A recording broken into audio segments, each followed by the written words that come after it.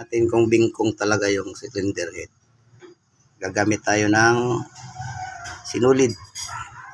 Ilapat mo dyan to eh. Kanto. Dito, kanto man dyan. Yan. Ngayon sisilipin natin sa ilalim kung pantay. Yan mo to eh, pantay. Pantay naman siya oh. Kasi kung bingkong yan, pwedeng pumasok yung lubog sa gitna. Pwedeng pumasok yung papel.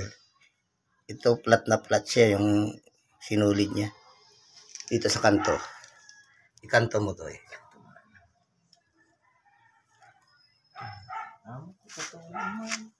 O ayan.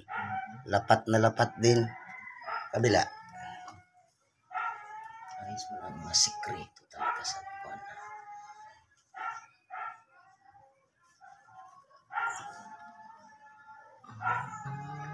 Ayos. Ayos na ayos. Lapat na lapat. Malinis lang ha. Oo. Lilihain lang natin ito. Kaunin na muna. Saka ganun din yung block. Susukatin din natin dun. Ano to eh? Awakin na. Natin yung block. Kanto rin. Kanto. Ito. Din sa tuwa na. Oh, ayos. Lapat man ano? Lapat man. Sa. Hindi pa yan naliliha. Lalo pag naliha yan. Oh, ayos. Dito sa.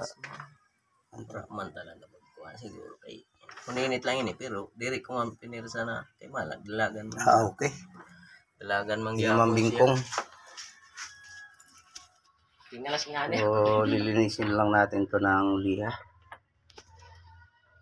Inaog lang tanto.